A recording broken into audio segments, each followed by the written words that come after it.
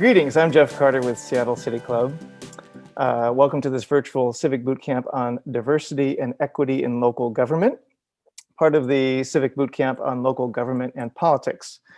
Before we begin, I'd like to let you know that Seattle City Club is a small nonprofit with a big mission: to strengthen our community through conversations with community leaders on critical topics like this one today, and encourage civic engagement. Please consider supporting us to continue programs like these by making a donation on our website, seattlecityclub.org. Finally, we at Seattle City Club value healthy dialogue and debate and want to provide a safe and welcoming space for all to contribute. So in order to do this, we've established community standards for webinar communications, and we will not tolerate threats of violence, profanity, or hate speech. Those who violate our standards will lose the privilege of attending this webinar. So with that, I'd like to welcome our panelists today and invite you to share your preferred pronoun if you wish. I go by he, him. Welcome, Hamdi Mohamed, Equity Advisor with King County. Thank you, Jeff, for inviting me, and I'm excited to be here and share space with everyone. And my preferred pronouns are she and her.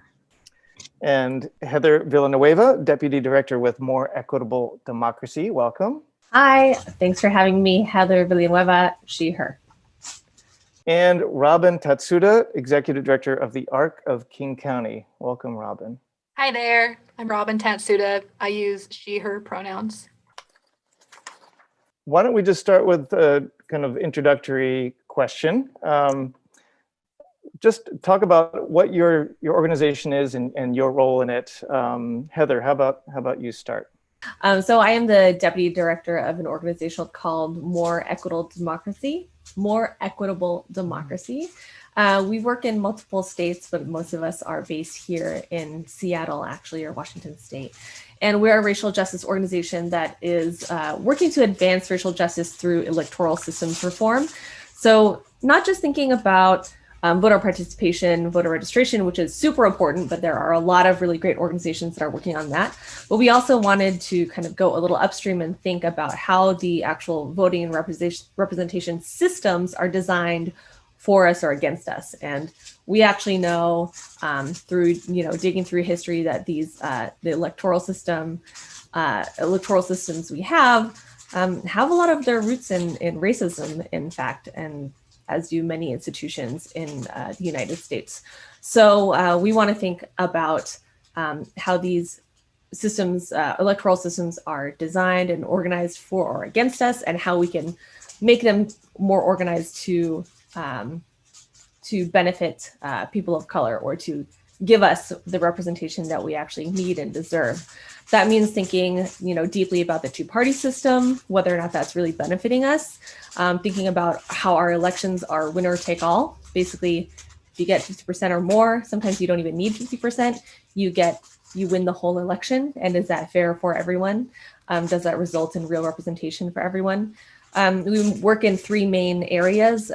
We work on state-based voting rights acts. So we have a federal voting rights act, but we also work on making some state-based reforms that will be there in place, that the federal reforms actually, get struck down by the Supreme Court or get gutted as they have been. We also work on narrative change, just basically telling the story about electoral systems reform and taking it from the abstract to something more real for communities and more personal. And we also work directly with communities of color organizations to build capacity and leadership as we work on these reforms. So we're not just, winning reforms and then there's nobody there to try to run for office, or there's no one there to mobilize voters. We want to make sure we're doing both of the systems reform and the capacity building at the same time. Thanks, Heather. Robin, how about you? Sure. So I'm the new executive director at the ARC of King County. I've been here for over 8 years, but stepped into the executive director role in the spring. The ARC of King County is the oldest nonprofit in Washington State that advocates for the needs of people who have intellectual and developmental disabilities and their families. We started as a grassroots organization over 85 years is our anniversary next year, by parents who had children with developmental disabilities. And over the course of the last 85 years, the ARC has turned into a national organization with hundreds of branches across the country, including 9 in the state of Washington. So we're the King County branch. And while we provide some direct services and we do a lot of supports for families, what many people know us for is the advocacy work that we do related to disability rights and disability inclusion. Often in spaces related to equity, social justice, et cetera, disability is not part of the conversation. And we work very hard to make sure disability is part of that conversation so that people with disabilities of any form, not just developmental disabilities, are truly part of society and part of democracy and part of solutions. Thanks, Robin. Hamdi? So I work for King County's Executive Office of Equity and Social Justice, and I am their policy advisor. I carry their immigrant and refugee portfolio. And basically my work, I wear many hats at the county, especially now with COVID-19. I've been part of the COVID-19 response team and have been deployed to work with our King County Public Health. But my role is basically focused on implementing county strategies and policies in relation to the immigrant and refugee community. We have a King County ordinance that's in place to protect our immigrant and refugee population that basically prohibits the county from sharing citizenship information with agencies unless it's accompanied by either a judicial warning, a warrant, or ICE agents and so forth. So my role is to make sure that county departments and our contractors understand that ordinance itself, and just providing strategy for immigrant and refugee engagement as well. And also the county has a immigrant and refugee commission who's super active, and so I staff that commission as well and help them make sure that they have engagement events and different sort of programs that they do, and they directly provide advice to departments.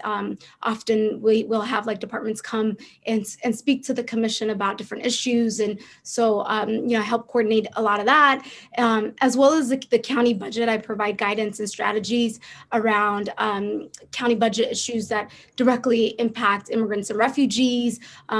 As of for instance, this last budget was $11 billion plus budget, and so I sit at a lot of those tables and helping make those decisions, and also reaching out to the community, making sure that their priorities and needs are being met. And so often I'm a bridge builder between our residents and our county departments and leadership. Thanks, Hamdi. So Heather, in this webinar and others, we talk about civic engagement, and so I'm wondering how you got inspired to become an advocate and to get engaged in what you do. Honestly, I actually got inspired. That's my baby in the background. I got inspired by my parents. My parents are immigrants. They came in 1972, and they were state workers. She will tell the story. Maybe I should have someone else go while I pick her up. Okay, Robin, same question. What inspired you to get engaged, become an advocate? I'm so disappointed I don't have a baby to but for me, so one thing I didn't mention earlier is that I myself do not identify as disabled in any way, and so my work within disability advocacy really is through an attempt to be an ally in the work. And so what got me into this work was honestly, way back when I got a job through Craigslist, supporting people with disabilities in schools. And I don't I guess this is part of my personality, but I kept asking why. Like, why is it the way it is? Why are students with disabilities separated from their peers? Why are students with disabilities not having access to different educational options? Why are parents having such a hard time navigating the system and working with their schools? And I also learned in this process that I'm not very good at staying quiet when I see injustices, that I have a tendency to speak up, which in some venues people don't like. I I happened to be lucky in that I got connected to the ARC actually as a practicum student back when I was getting my master's degree, and all of a sudden finally was like, I'm in the right place, because the ARC asks why all of the time, and they praise people for asking why, as opposed to other places where they're a little nervous of it. So I think that I would just sort of followed the path of continuing to ask why, and started to figure out that a lot of things are systemic, a lot of things are societal, and that's kind of what led me into this course. And again, honestly, it was by accident, by responding to an online job posting many years ago. Thanks, Robin. The same question, Hamdi. What motivated you to get involved as an advocate in all the things, the various hats you wear? Yeah. Well, I'll just tell you a little bit about myself. I came to the U.S. when I was 3 years old. I was born in the early 1990s, and a year after I was born, the Somali Civil War broke out, and so my family and I fled the country, and I landed in South King County, and so me being a Black Muslim woman, honestly, really I've had firsthand experiences with the impacts of governmental policies and decisions. And so while, advocacy or community organizing wasn't really something that I, as a child or, usually when you're in elementary school, they ask you, what do you want to be? That wasn't something that I was thinking of, right? But my advocacy honestly started at a really young age, growing in a household where, often I was interpreting for my mom.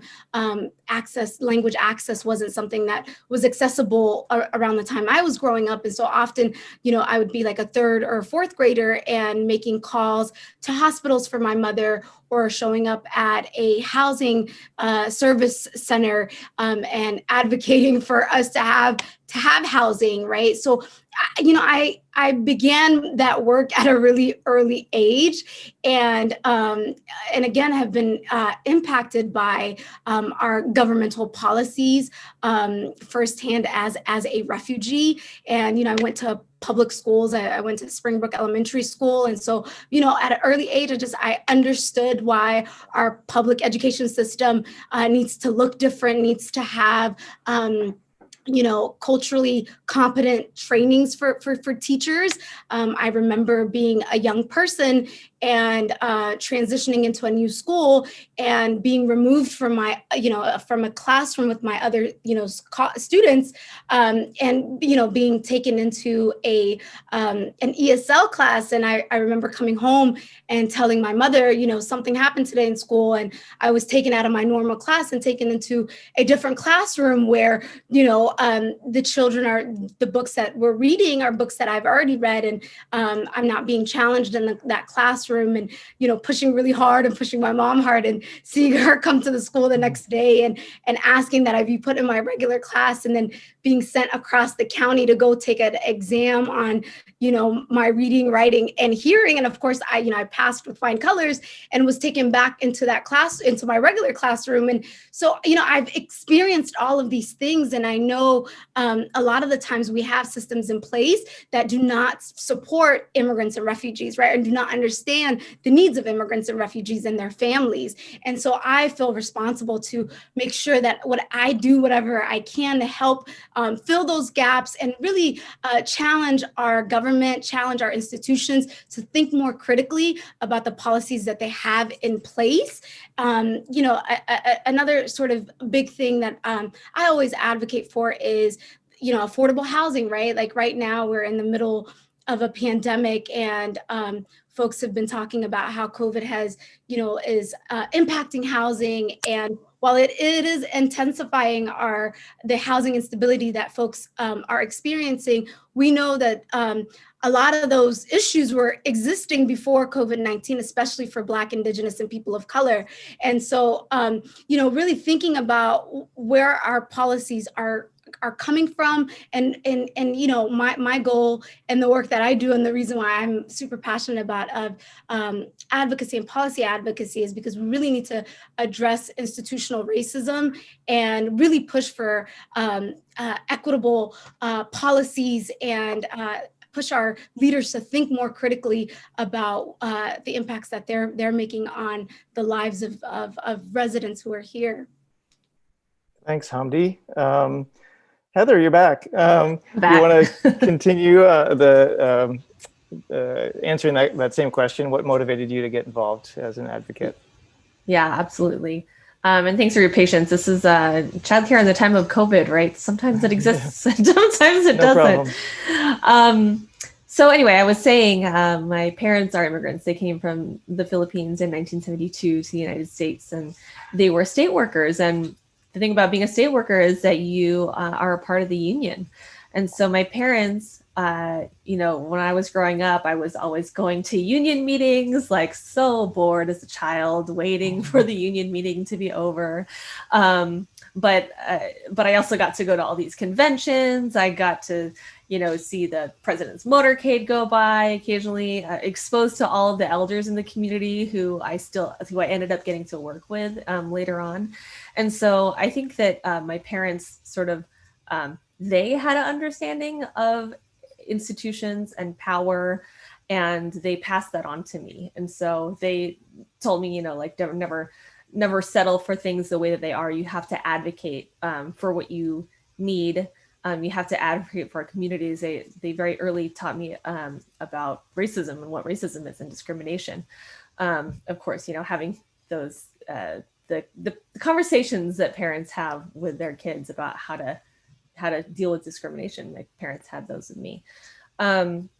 So actually the first thing that I was involved with was the Initiative 200 campaign, actually the No 200 campaign. So folks might remember Initiative 200 was the original initiative in 1998 to get rid of affirmative action in Washington state, which was sadly successful. And I remember writing in my school newspaper about this and just getting really involved. That was the first year that I was able to vote.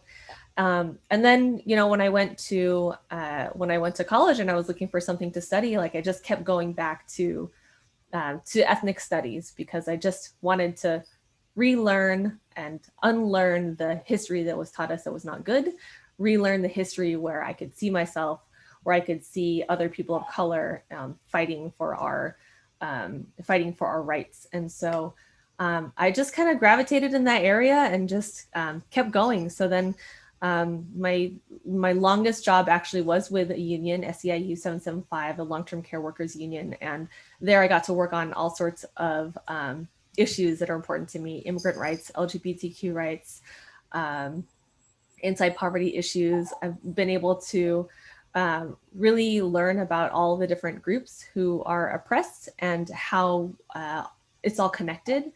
And so, my big thing is really multi-ethnic coalition building, which started with my first job in the movement. I'm going a little back in time, with the Minority Executive Directors Coalition. And that's where I learned sort of the power of people of color when we come together in solidarity across our differences, that when we make these coalitions that are full, that include all of ourselves, we can really be a super powerful force. And so that's how I got started. Thanks, Heather. Hamdi, how would you say marginalized community voices are represented in local government now? And what challenges are there for marginalized communities to actually have a voice in local government? Yeah, that's a really good question. I would say that we are making slow but steady progress. This election, 2020 locally, I was very proud to see the amount of Black women who were running for office, and not just running for office, but who also won. Jamila Taylor, KHT won, April Birch. And so now we are starting to see, I think the highest percentage of Black legislators in our state history, and the Black caucus is growing. And so we're starting to see a sort of some change. However, when you look at our government as a whole, when you look at even who works in the government, in departments, the elected officials, you don't often see people who look like me, right? Like King County is one of the most diverse areas, right? And everyone talks about how proud they are of the county's diversity. But then you look at the county leadership, right? Like it doesn't reflect everyone, right? Our council members, aside from Gurmai Zalai, we have an all-white council, right? And so I think while we are making progress and we're starting to see some change, I think there is some clear gaps. And I definitely do think that, representation matters. Folks' lived experiences matter. You govern differently when you have lived experience, and also like when you look at departments and who's working in those departments, and how people are hired into these spaces, there's a number of barriers that are often there that immigrants and refugees face in those hiring processes, right? From the application, what's on there, the job history. There's all these different boxes that don't really speak to our communities. And one of the things that our office, our office at King County is doing is really trying to help departments address those and making sure that they close those gaps. Thanks, Hamdi. Robin, similar question, same question to you. How well are marginalized communities' voices represented in government, and what are the challenges to that? I'm trying to figure out how to answer succinctly, because in the world of disability, I would say the disability is not at all represented really in local government. And why? It goes back to just the concept of ableism. So ableism is sort of the equivalent of racism, but in terms of disability, saying that systems and institutions favor a non-disabled body and mind over one with disabilities, which continually pushes people with disabilities into the margins and out of social justice work. That's the other thing that's, I think a lot of people don't quite realize, that most folks don't see disability as a form of an identity, as a form of diversity, or as a social justice issue. Ableism is seen through people viewing disability as a type of condition or something that needs to be treated or fixed or cured or even pitied. Disability is viewed as sort of a bad word, sort of a taboo, which then allows for government and policies to continue to write out disability or ignore disability or set it aside or segregate disability. And so in order to shift that narrative, we have to really address ableism and talk about ableism and the impacts that it has. I actually just this morning was reading a report, and I thought I would just tell you all about it. The Laurie Institute for Disability Policy, which is out of Brandeis University, published a report in April of this year that's called Civic Engagement and People with Disabilities. And they said, and I'll quote because I really enjoyed this and highlighted it a lot, that 26% of the American adult population has some type of disability. However, even efforts designed to engage people with disabilities in civic participation and leadership are not typically informed by the lived experiences of disabled people. As a result, members of the disability community experience civic engagement as fragmented, reflective of ableist social attitudes, and full of barriers to participation. This marginalization of disability community voices in civic life has led generations of the disability community to be excluded from participation in their shared democracy. The lack of a stable foundation for disabled people to access meaningful civic engagement has meant disabled people themselves hold disproportionately less power with respect to their social, economic, and political progress. So hopefully that answers the question, in that for the most part, people with disabilities are not engaged in local government and are often actively excluded, whether it be intentional or unintentional. Thanks, Robin. Heather, how about if you wanted to kind of follow up on what was just said? I know you work kind of with a broad swath of communities. So what would you say?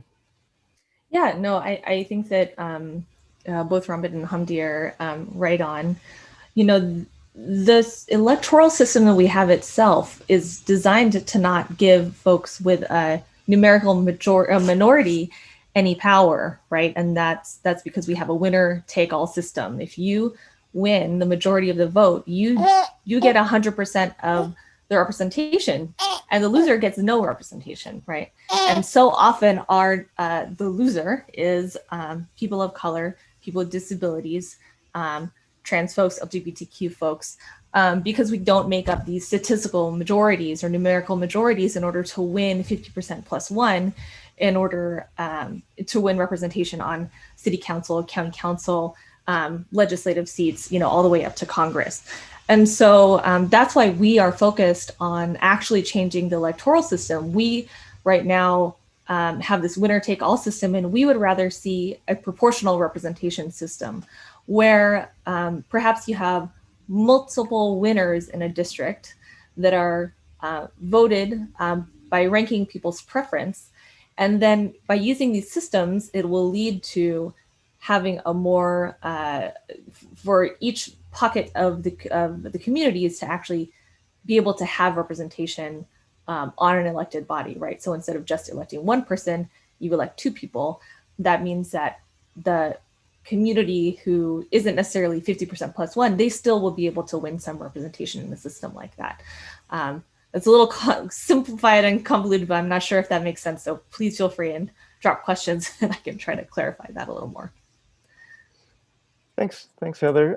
Hamdi, so you've touched on this already, but how would you say we can elevate voices, marginalized community voices, especially immigrant refugee community, and hold our elected officials accountable to address their concerns?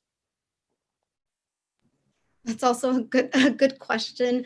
So I think there's a couple ways. I mean, through elections, right? Making sure that we're paying attention to local races. I often say all politics is local, and a lot of the policies that impact our physical, social, and economic well-being is often decided at the local level. And so, those are some of the things that I always remind my community and, communities of color is, during those off years that, we are paying attention to what's happening. Our presidential races often clouds what's happening, locally. And so that is one way to make sure that we're bringing change and gaining power, is through local government. And then for institutions to really push themselves and evaluate what they're doing and change policy, right?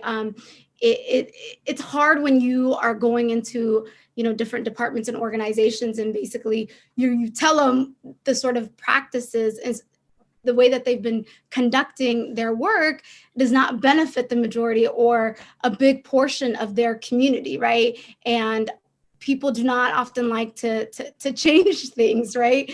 And so it's having those tough conversations, and those of us who are in these that work within these institutions, we really need to, challenge our leadership and also take a look at the way that we are doing our work, right? Are we making sure that, our work is responding to our disability community, right? Are we making sure that the documents that we have are translated so our immigrant and refugee communities can access and know what's going on? That has been a really big thing right now that we are in COVID. We have all of these guidances and information that gets put out.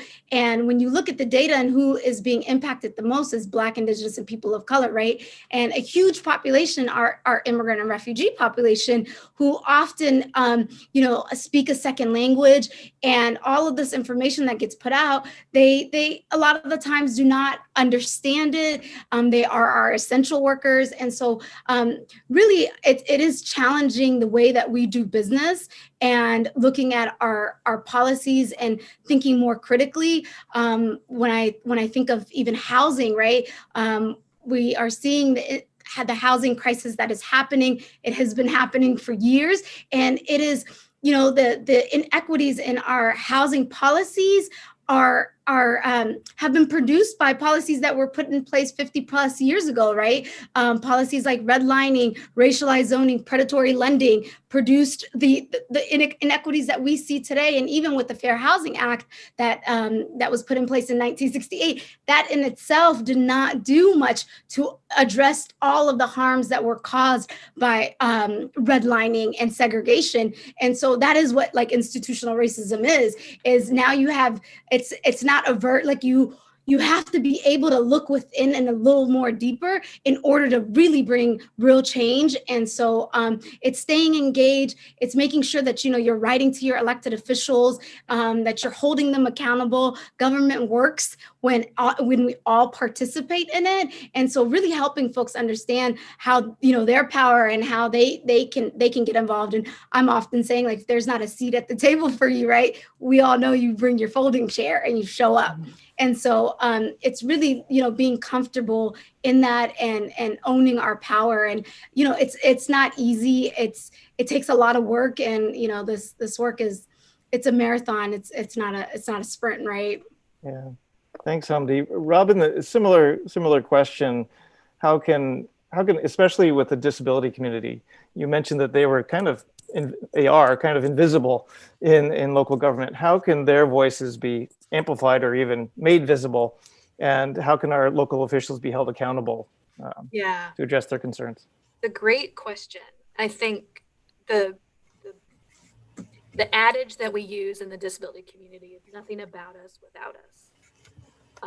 And so number one is prioritizing, truly engaging with the disability community, listening to the needs of the community and the community's strategies for solving problems.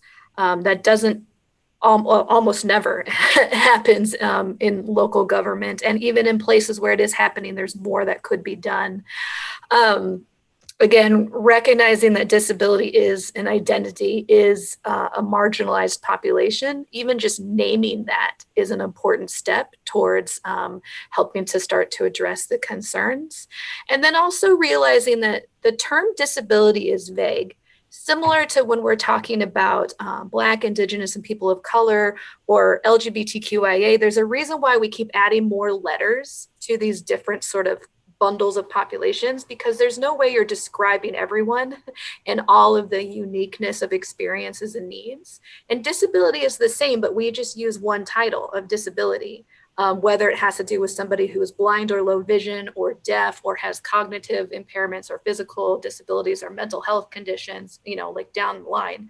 So the other important thing is to realize the vast spectrum of disability and be thoughtful to make sure that you're engaging across that spectrum. There's a tendency to pick one disability spokesperson, which even today, as an example, it's me and I'm not even disabled, and to sort of speak on behalf of all disabilities. And that would be the equivalent of asking, one person of Asian descent to speak on behalf of all Asians. That we wouldn't assume that to be okay in other situations. We can't assume it to be okay in disability.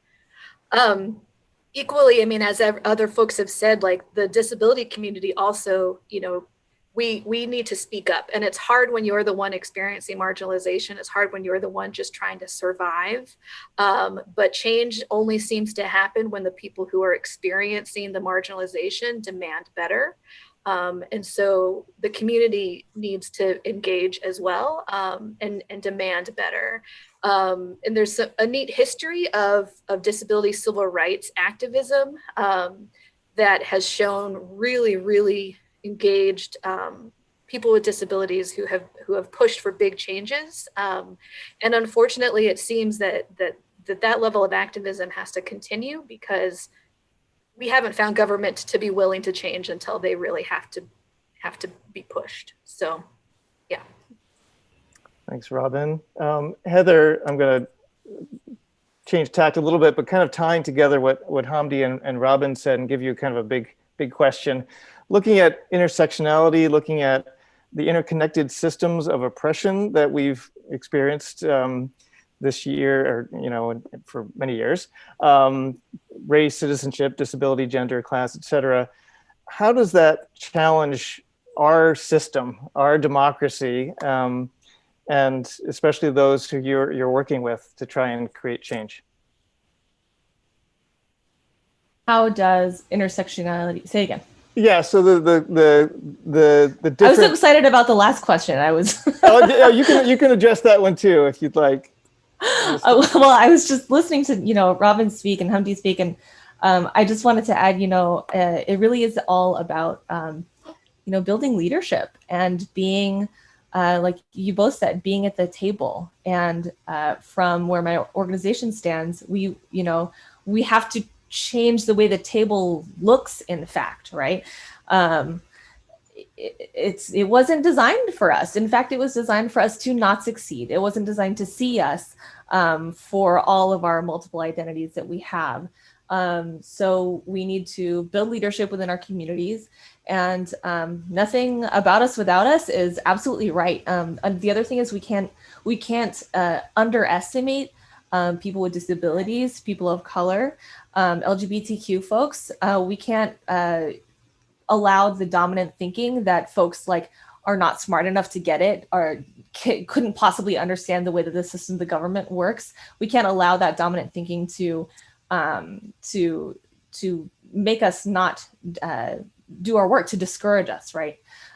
So that's what I was thinking so deeply about when you said. Sorry, but no, that's okay. Actually, we'll stick with you, someone and else can take. Okay. I'll rephrase my question. It's like, with all of these complex issues kind of intersecting, and they're all connected, right? How can we address them without like partitioning them? It's like, okay, I'm going to address disability now, and I'm going to address race, and I'm going to address class, and so how do you address them holistically in your advocacy work? Well, yeah, I think it's really about doing deep solidarity work. And what that means is, what does that mean, Cora? That means that we actually have to educate ourselves, educate each other, and be open to learn. That's right. We have to be open to learn about other people's oppression and their experiences, and how, and about their trauma and our trauma, right? So that when we work together and we become divided, because white supremacy is designed to divide us, that doesn't work, right? We have to make it, we have to have very, very deep solidarity within each other. I don't think she agrees with what I'm saying.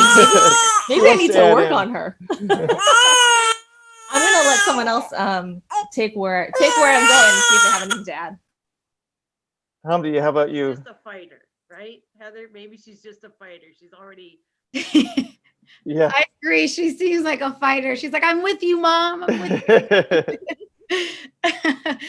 No, yeah, I agree with all of that. It is, doing deep work, solidarity work, being intentional about the programs and how we are designing, these different programs that are supposed to serve all of our communities. A lot of the times we have all of the right buzzwords, we have all of, the identifying terms all down, but then the implementation part of that is missing. And you see that a lot in policy work, right? Where you see a great policy, well-written, has everything in there, but then it doesn't, the plan to implement it, to make sure that it's actually it's being followed. There's not strong implementation sort of plans that are there. And there's these huge gaps. And the reality is that it impacts so many people and keeps so many people from accessing services and having equal access to opportunities. And so, I think like we need to be just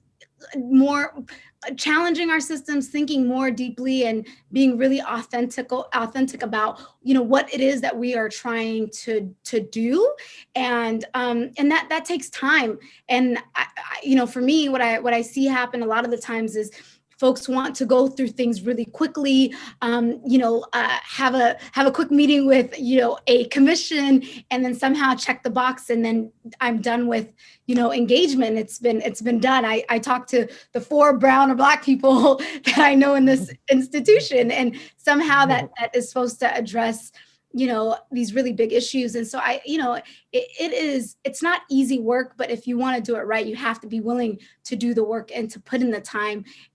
If the goal is to making sure that everybody has opportunities, equal opportunity across the board. You have to meet people at where they're at. A lot of the sort of conversations I'm in is about equality and equity. Like, what is the sort of the difference, right?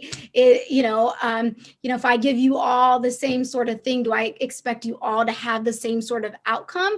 And the answer to that is no. You have to be able to meet people where they're at and address their needs.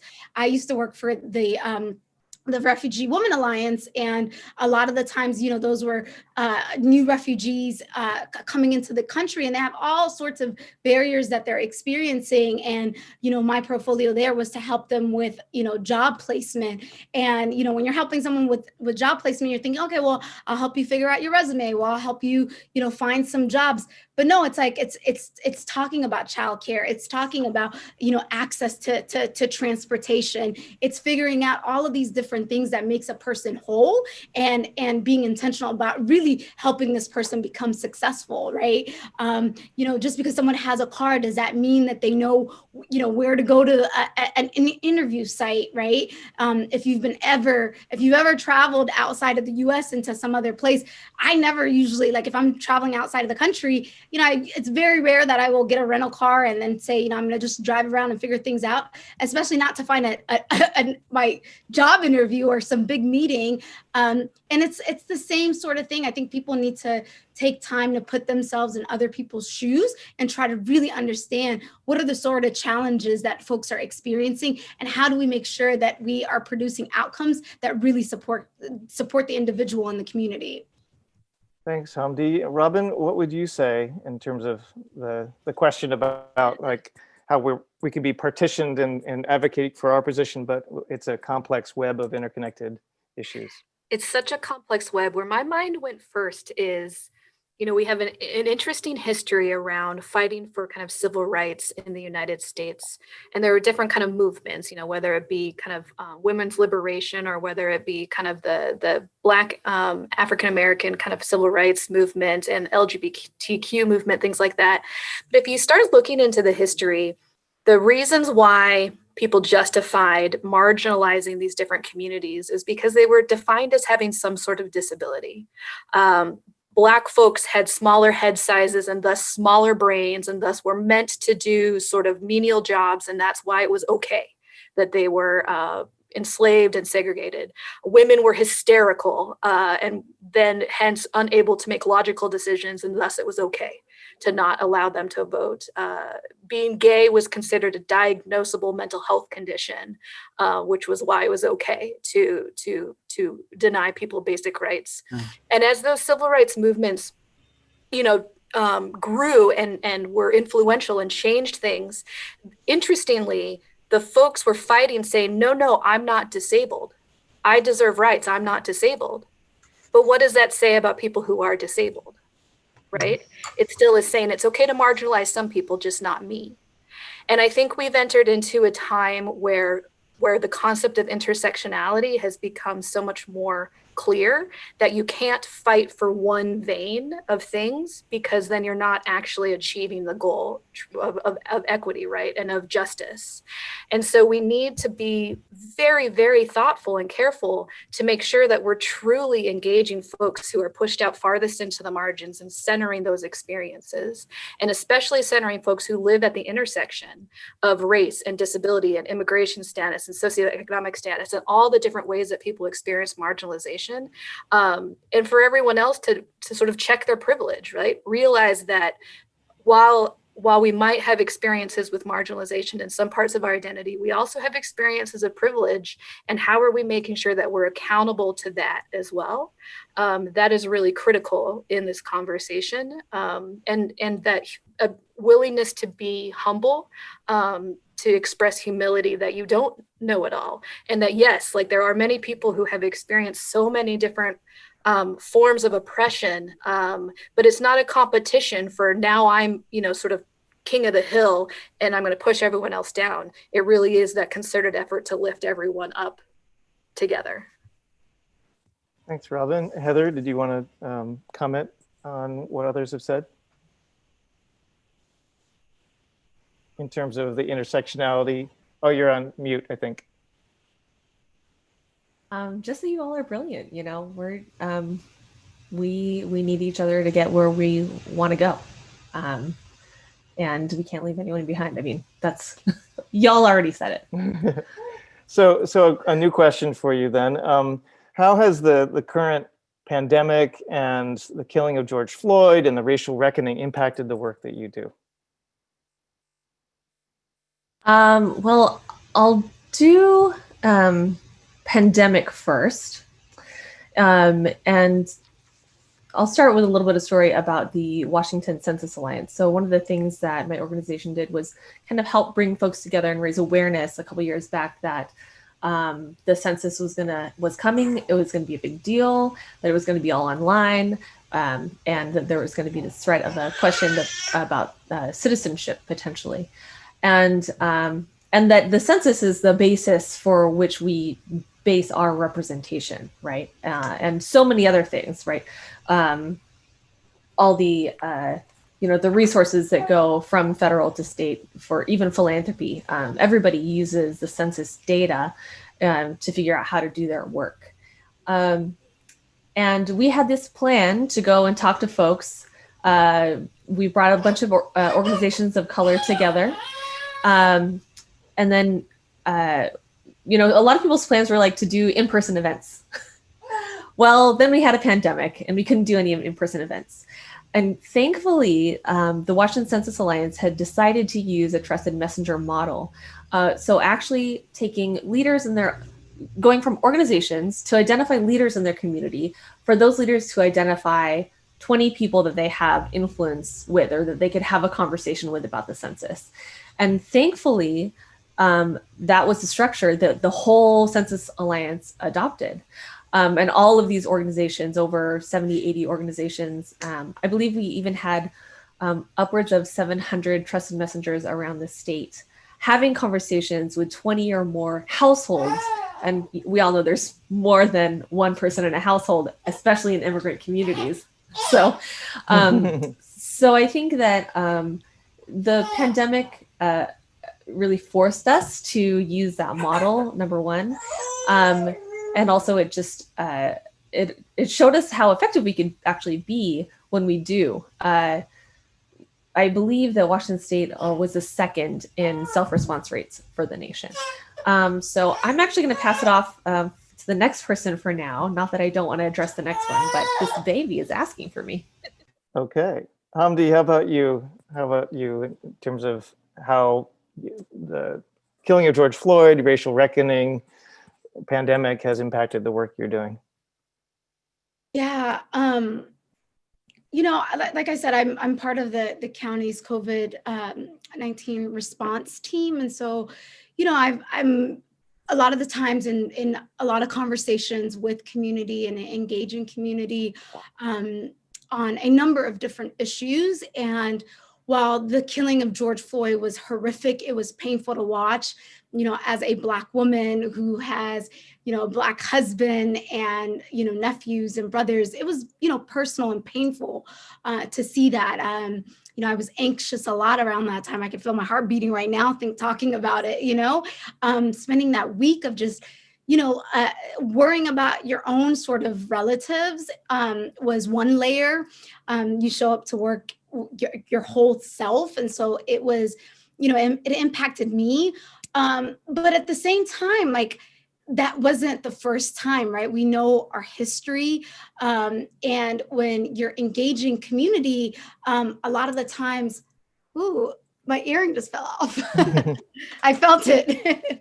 And then, when you're engaged in community, you know, like a lot of the issues that they are talking about when we talk about racism, police violence, and even climate issues, these issues are not separate issues, right? All of these sort of crises that we're experiencing, the pandemic, all of it impacts the most poorest, most vulnerable communities amongst us, right? With the greatest needs. And so, like, we have to be able to think about what has been happening, to take a look at our history and start there. People are saying, I can't wait to go back to the way things were. I can't wait until we get out of this pandemic. But for a lot of people who are here in the US, they don't want to go back to the way things used to be. Going back has nothing good for them, right? This is an opportunity for us to actually come up with policies that are actually going to address the needs of our community. When you look at COVID-19, it just exposes the decades of social inequities that has been existing in our healthcare system, right? That's been disproportionately impacting communities, right? Folks who are essential workers. There's so many people who've lost their insurance. And then there was already people who didn't have insurance, right? And so access to healthcare and all of these issues that impact a person's life, they're all interconnected. And while we are having a moment right now, and it is important that we meet this moment, but we can't meet this moment by thinking like either, oh, it's just a couple bad apples, or we need to go back to the way things used to be. Well, going back to the way things used to be, one of them is like not people not recording these incidents. It's not that, these incidences weren't happening before. It's the fact that now it gets documented, right? You go somewhere and you're immediately pulling out your phone and recording, right? I remember even myself as a child, when September 11th happened, and going to a grocery store with my mother, and an individual saying all these horrific things to my mom and myself, and she's a visibly Muslim woman who's fully covered up, and days and days we would hear things like, speak English, go back to your country, this and that. And being someone who came to this country as a 3-year-old, my first memory was in the United States. That was just so hard to comprehend and to understand. And when you look at our history, right, even when you hear someone saying, speak English, like linguistic discrimination was part of US history, right? There was times where people were only allowed to speak English, where Black and Indigenous folks were ripped of speaking their native tongues, right? I think it's about 15 years ago, where Arizona had laws that banned bilingual education in our school systems. And so we really need to think about institutional racism and need to understand that is the fight that we need to be in, is to end these systems that impact our vulnerable communities and just communities of color. Thanks, Hamdi. Robin, the similar question: How has the racial reckoning, George Floyd killing, et cetera, and the pandemic impacted your work? I think, just as Hamdi said, it just really put a microscope on the injustices that already existed, right? Like, people with disabilities, their families, the community already have been on the margins, have already had the worst outcomes in terms of health and access to healthcare, in terms of education, housing, employment, all the things. And with COVID coming in, it just has caused everything to be amplified. We're now, again, we've had to fight around rationing of care issues, and some states suggesting that certain people were worth more than others in terms of access to pandemic healthcare. We've had to fight, with the new school year starting, to ensure that students with disabilities can access their education while everything is online, and whether or not students are making progress that other students without disabilities might be better able to accomplish. So many people with disabilities have been laid off or are unemployed now. the whole kind of face mask conversation has been a huge challenge in our community. Generally speaking, information related to disability accommodations are not part of messaging that comes out for things like face coverings and any type of rules related to safe distancing and things like that, which then end up leaving people with disabilities in the lurch. And it takes a lot of extra work trying to come in after the fact and figure out how to resolve it rather than being proactive at the start to make sure things are accessible to all people. And then, so all this exists within just disability, and add on the race issue, and the intersection of race and disability just amplifies everything even more.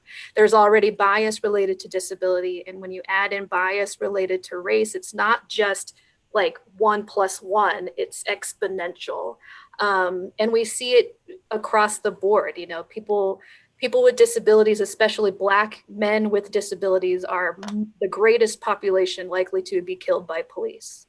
In our work, you know, families who are raising or caring for children with disabilities, especially when they're Black or brown children with disabilities, are terrified. Not just terrified that they're not getting their education or that their healthcare is going to be rationed, but if they need help, they can't call the police because something bad will happen. And we've had to internally even be very deliberate to shut down folks who have tried to say this isn't a race issue, this is a disability issue, when we know that they are not separate things, that disability and race are ever overlapping. And then another piece I wanted to add that a lot of folks don't realize is that most of the paid caregivers for people with disabilities locally are immigrants. People of color, many of them are immigrants from different African nations.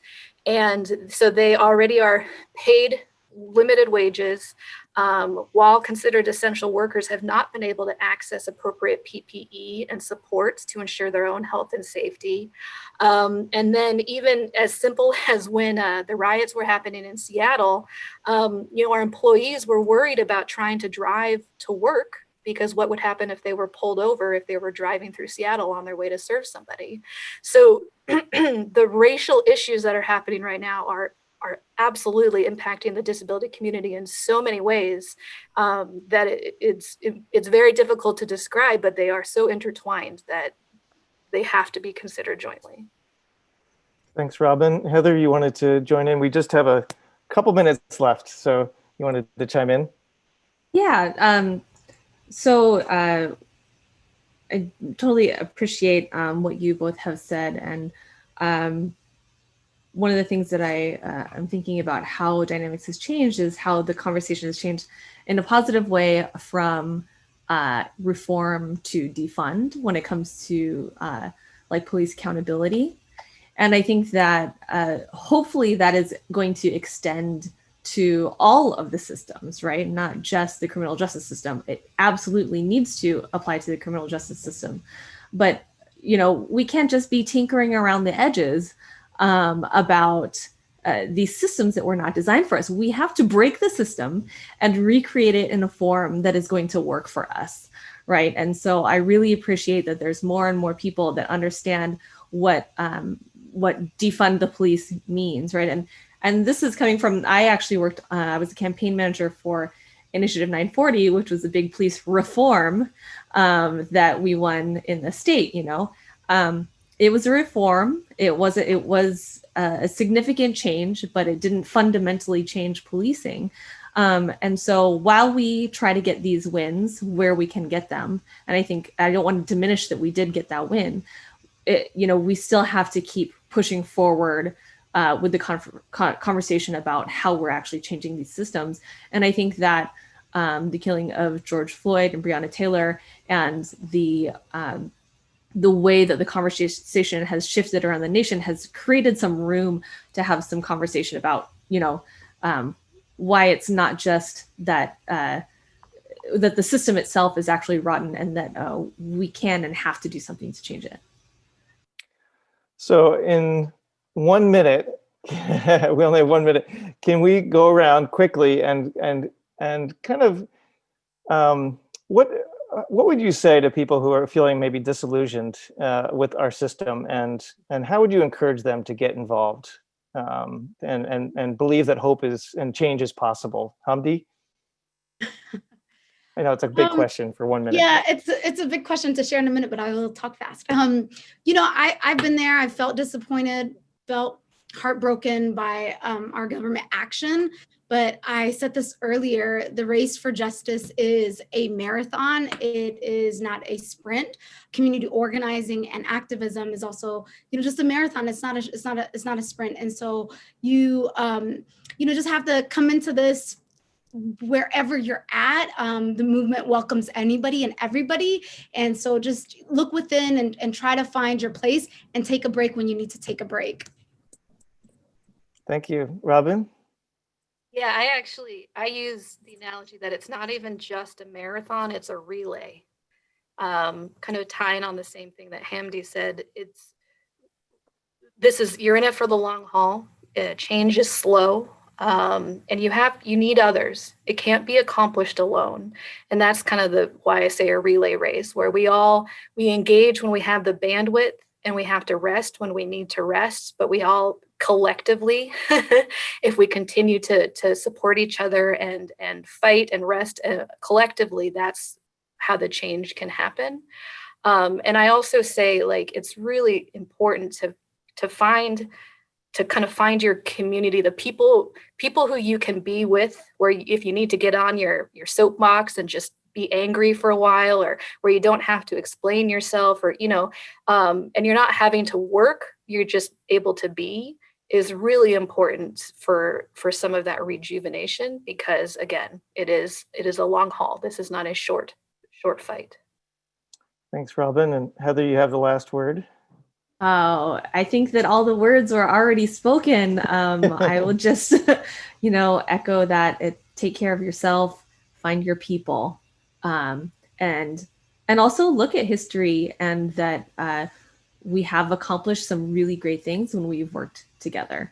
And when you look at those victories in the past, you look at the victories that are, you know, small and large victories that are happening that we just don't see, by surrounding yourself with other people that are in the movement. Like that's what keeps me coming back, and not like running away to another country that has its own problems. Thanks. Thank you, Heather. We're going to move to breakout sessions, but before I do, I just want to make sure to thank you. Thank you all, Hamdi, Robin, and Heather, for joining us today in this panel discussion. Really appreciate it.